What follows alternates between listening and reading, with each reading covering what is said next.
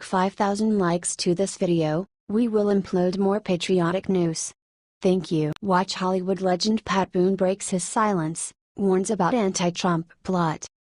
New Hollywood might be full of a bunch of liberals shouting nonsense, but old Hollywood?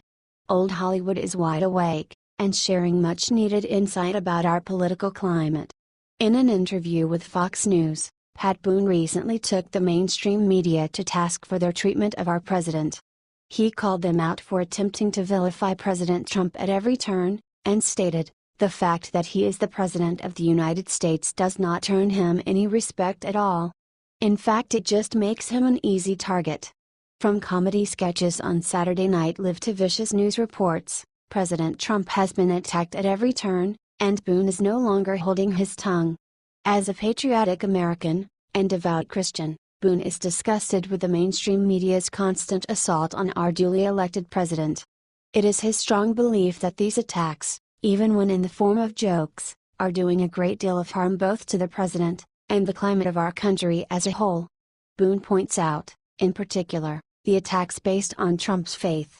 Christians in America have been persecuted for a while now, thanks to the heathen left, and the degenerate mainstream media simply can't handle having a president who believes in the Lord. Trump is a fairly recent professed Christian. It was only in the last year or two that he has had input from Christian leaders and ministers, and I think he has come to fully understand what being a Christian is.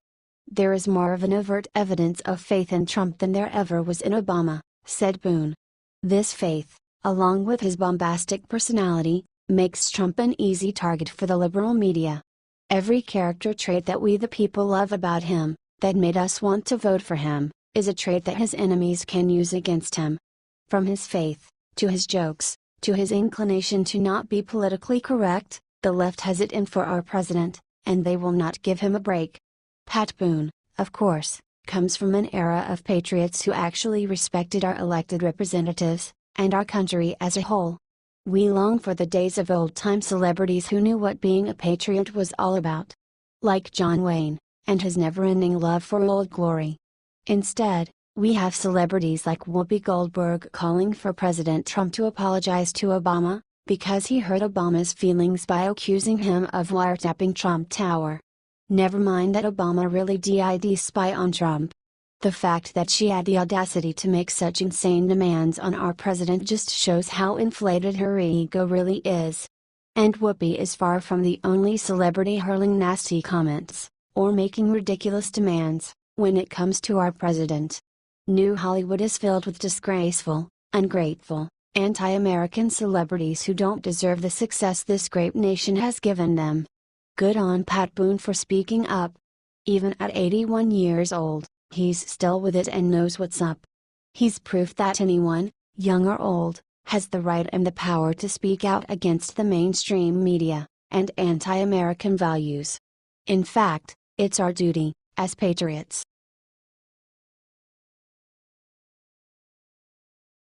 Mark Wahlberg realizes perfect way to take off Hollywood libs. Most Hollywood stars are denouncing Trump and threatening to leave this country, and Mark Wahlberg has just done something to really make them lose their minds. Wahlberg made a trip to Des Moines, Iowa to pay his respect to fallen police officers and their families. I'm sure Hollywood stars, like the cop-hating Beyoncé, threw a fit, via Mad World News. The actor and director was in town to promote a health supplement line and to go to the advanced screening of his latest movie, Patriots Day. The screening was an invite-only fundraiser that raised funds for organizations like the American Red Cross, Hope for the Warriors, Operation First Response, and the Puppy Jake Foundation. And Wahlberg actually took the time to pay his respect to the families of fallen police officers. This isn't the first time beloved Mark Wahlberg has gone against the grain of Hollywood, which preaches anti-police and supports the BLM movement. He first began to stir the pot when he went against Tom Cruise after his movie, Lone Survivor, was released. For actors to sit there and talk about "oh, I went to SEAL training, and I slept on the, I don't give a f gay what you did. You don't do what these guys did." For somebody to sit there and say my job was as difficult as somebody in the military's. How f***ing dare you? While you sit in a makeup chair for 2 hours, Wahlberg said, slamming Cruz indirectly.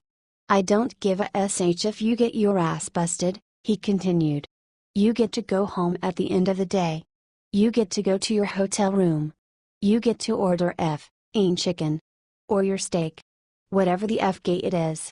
He said this conveniently after Cruz made some remarks that compared acting to serving in Afghanistan, which Cruz's lawyer said was taken out of context. Wahlberg met the families of two fallen officers, Justin Martin and Anthony Tony Bimenio. Martin was ambushed and killed while in his car on November 2, and Bimenio was killed responding to Martin's ambush call. The police chief of Des Moines, Dana Wenger, said about Wahlberg paying respect to the officers' families, "It kind of restores our faith in not only our community, but it shows us how far family really extends. It's heartening to see that some actors in Hollywood are not all the holier than thou liberals who have been inbred and festered in Hollywood for a number of years. There are still people out there who have respect for our nation's heroes. This is what many actors should be doing instead of refusing to accept Donald Trump and demanding he be removed from office. To all those petulant children, I say leave, please, and we will hash MAGA without you."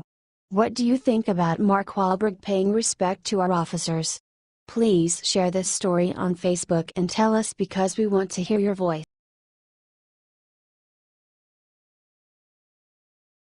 Charles Krauthammer grabs violently the mic to warn Trump voter to be ready for what's coming soon.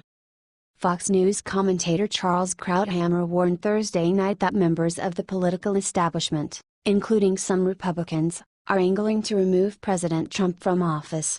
In a Fox News interview with Daily Caller co-founder Tucker Carlson following Trump's rally in West Virginia, Krauthammer warned that removing the sitting president from office would be a catastrophic mistake that would cause a rupture in the country. "I think we are really headed into very choppy and dangerous constitutional waters. We know what the Democrats want to do. They want to get control of the House and then start impeachment. Now, I happen to think, as you know, I oppose the Trump candidacy. I don't think he is very well fit for the presidency. But fitness is not a reason for impeachment and removal, high crimes are," Krauthammer said. "Here we have a prosecutor looking for high crimes. With Watergate, you started with a crime and then you try to find out what happened. Here, they are looking for a crime.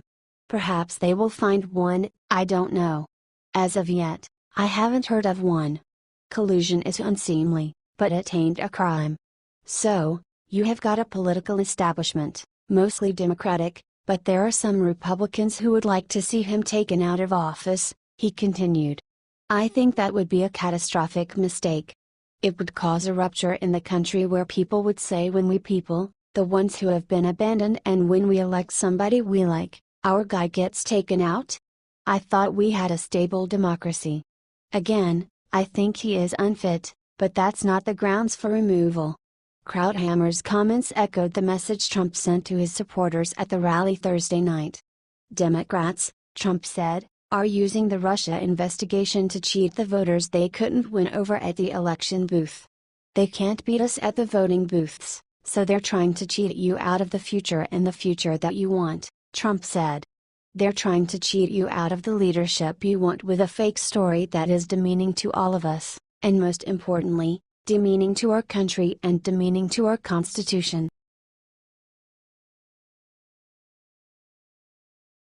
Trump shocks the nation, swiftly responds to calls to fire McMaster.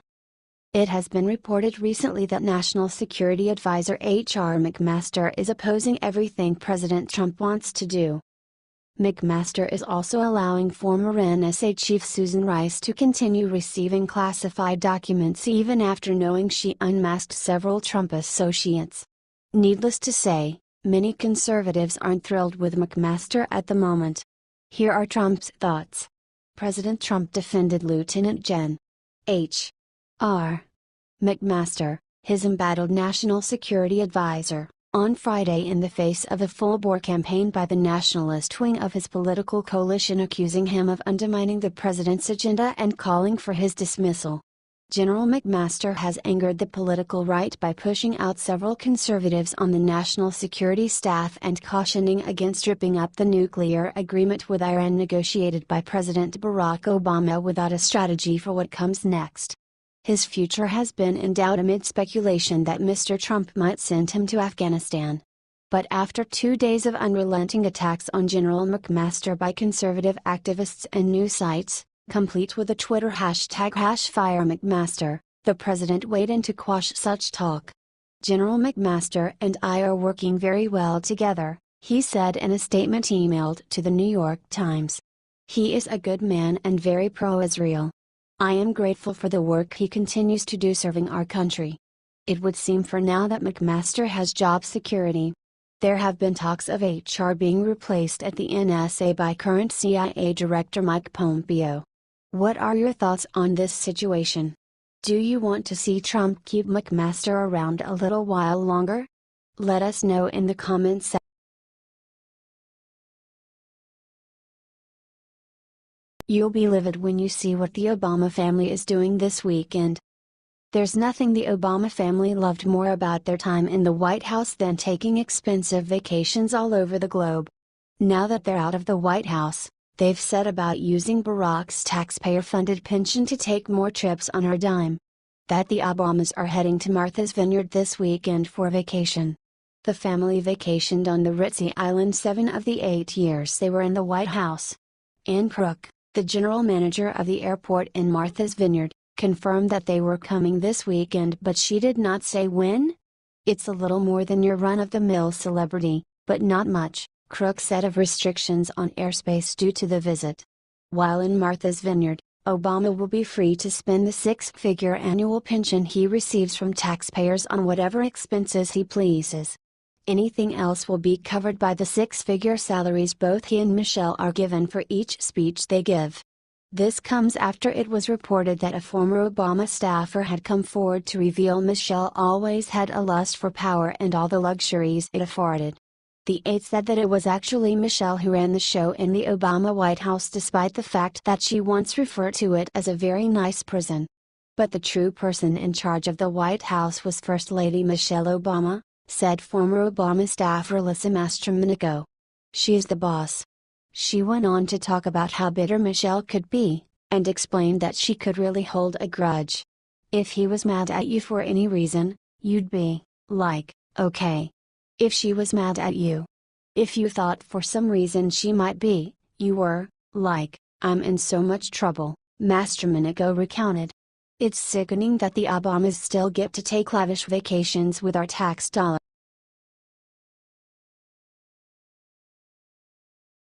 Eric Bolling's accuser Carolyn Heldman just issued this statement. Eric Bolling's accuser, Carolyn Heldman, has issued the following statement on her Facebook page. Among her claims, Bolling referred to her as Dr. McCarty on 4 different occasions. Just suspended Eric Bolling pending allegations that he sent photos of his genitalia to female colleagues. "My only surprise is that it took this long for people to come forward about Bolling's behavior, which has been wildly inappropriate for years. I did hundreds of appearances on Fox and Fox Business from 2008 to 2011, and had multiple experiences with Bolling that caused grave concern to my friends and family. Bolling referred to me as Dr. McCarty on air on 4 different occasions, and called me smart, beautiful, and wrong on air twice. I pushed back with Mr. McSexist, but I shouldn't have had to. This on-air behavior was perfectly acceptable to Fox executives at the time. Bolling would also contact me via phone and text after shows, sometimes to apologize for his behavior, and then do it again, and sometimes just to talk. He said he wanted to fly me out to New York for in-studio hits and to have fun. He asked me to have meals with him on several occasions, but I found excuses not to go. Once, he took me up to his office in New York, showed me his baseball jerseys, and in the brief time I was there, let me know that his office was his favorite place to have sex. I know other women have had similar experiences with Bolling, which means that lots of folks at Fox knew about his behavior well before 2017. Bolling was one of 3 men from whom I experienced sexual harassment and gender discrimination, the others being Bill O'Reilly and Woody Frazier.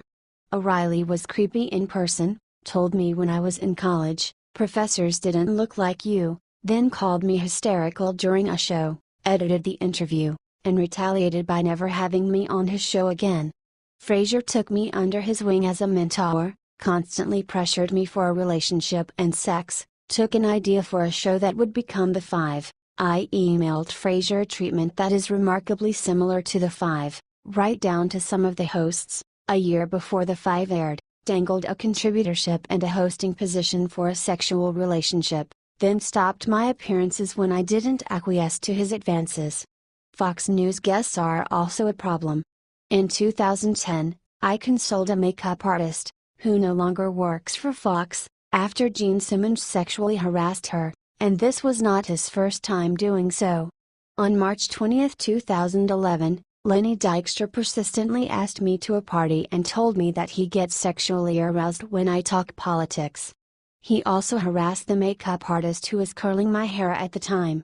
Makeup artists at Fox are contract workers, so many are fearful of speaking up because they simply won't be hired again.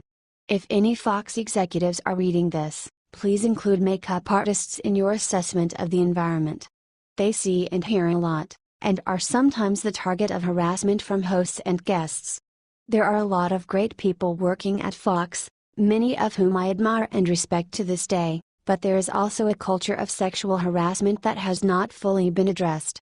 I have faith that, given recent decisions to fire and suspend perpetrators, the new management will effectively shift this culture.